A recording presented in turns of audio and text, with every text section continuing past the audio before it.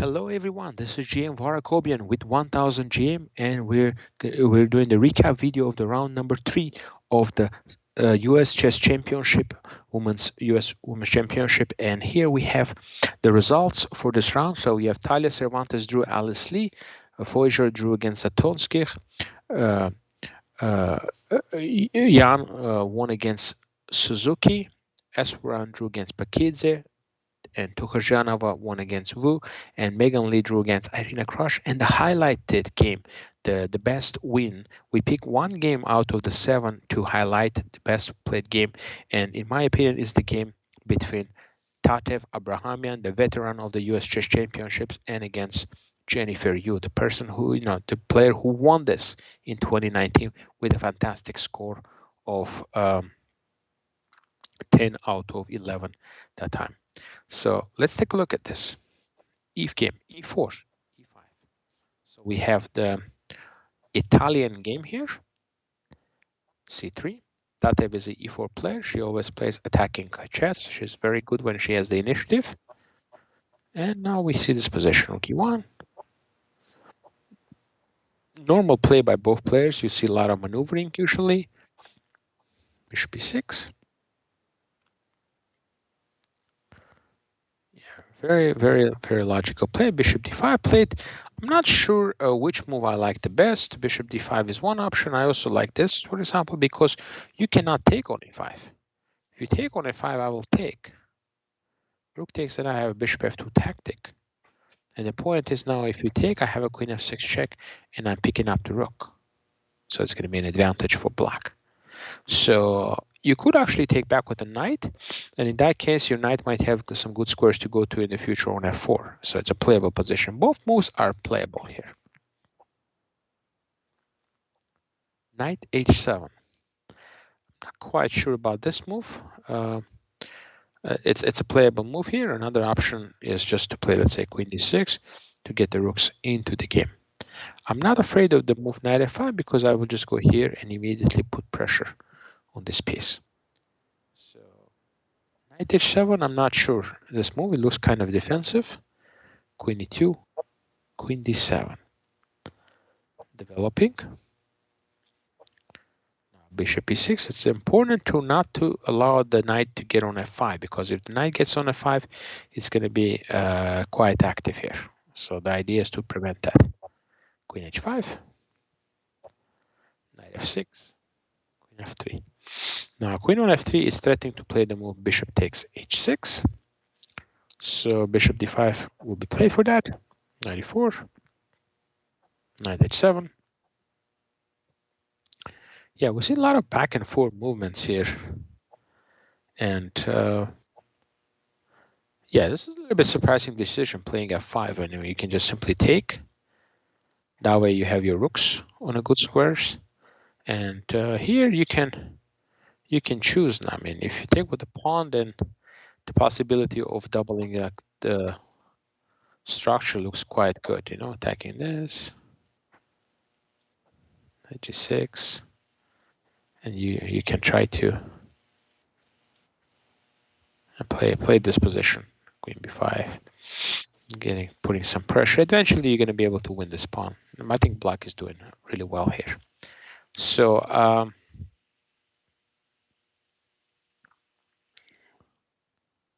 so let's see here. So idea was, yeah, to try to take first on e3, and the line, if you take back with the rook, you can just play f5, hitting the knight,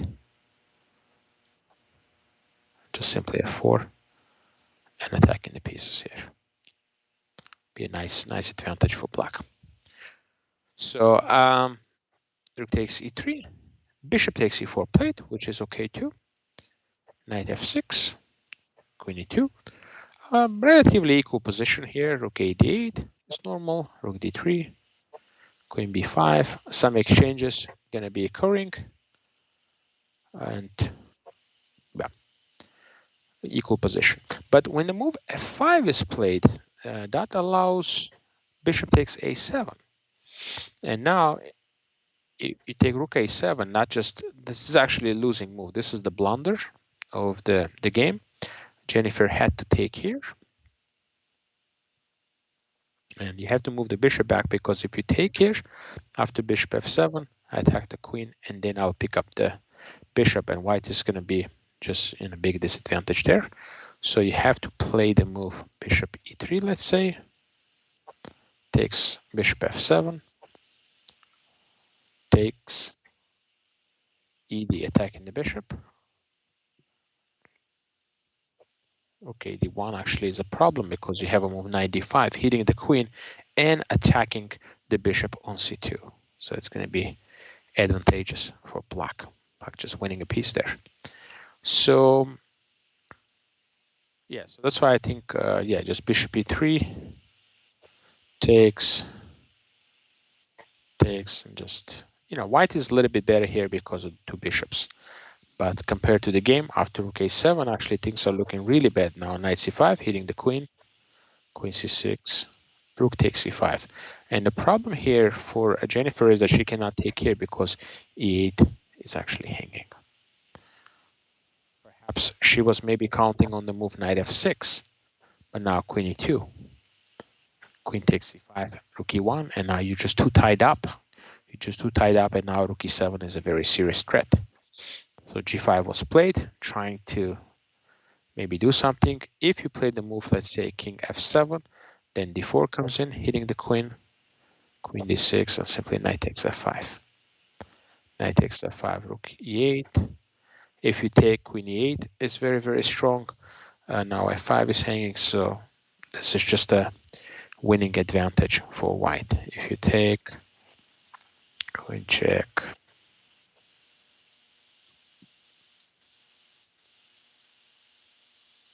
so this is a neat move actually.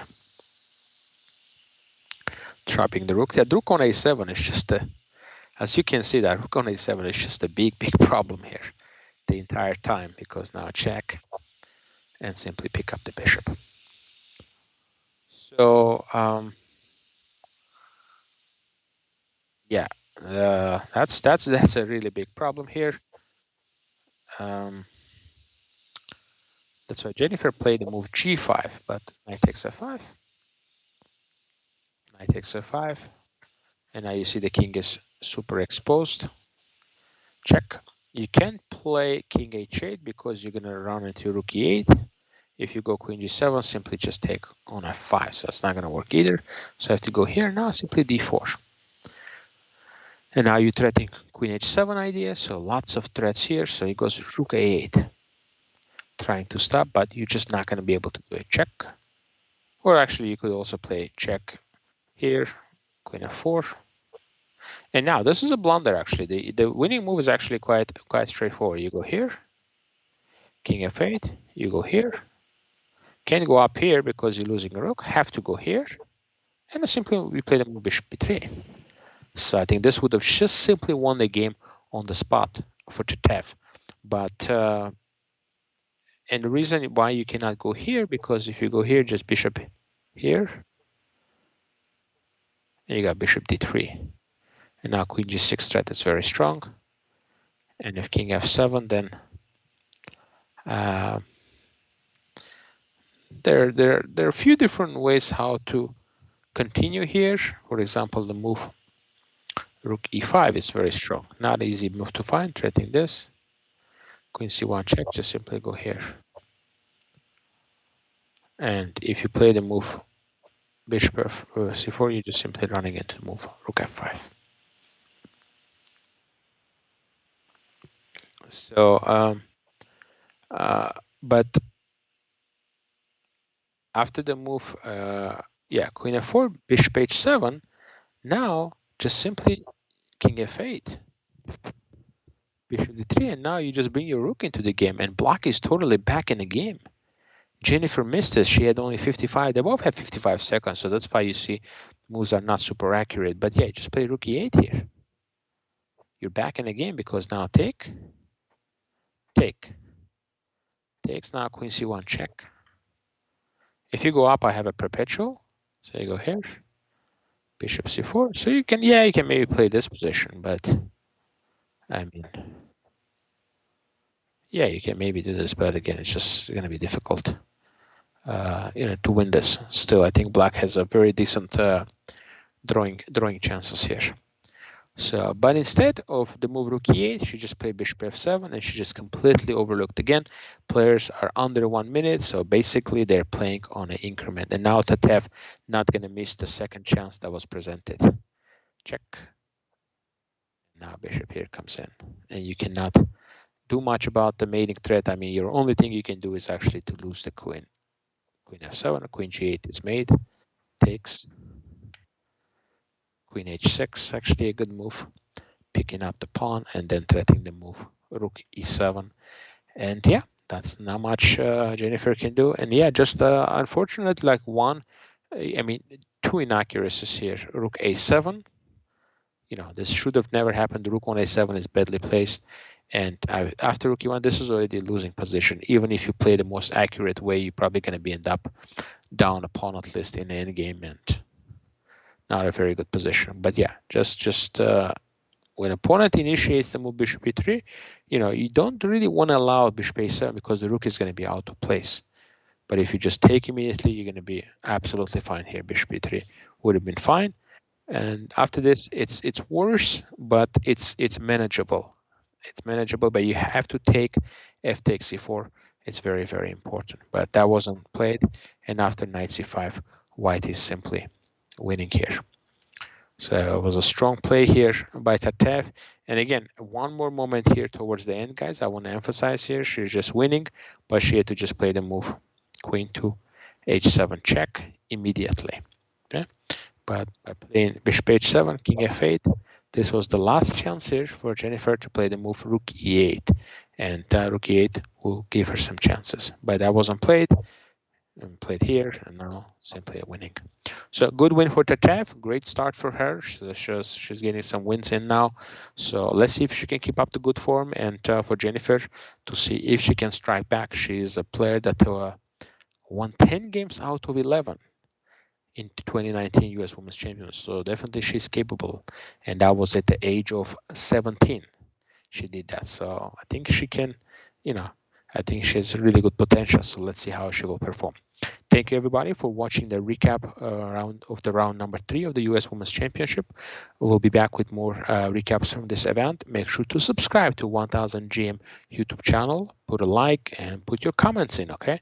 So you can see, we can see your comments, and we can try to answer some questions if you have, okay? So this is a long tournament, 13 round for the women's section and also the open section. So we'll have a lot more recap videos coming up for you soon. Thank you, everybody, and we'll see you next time. Bye-bye.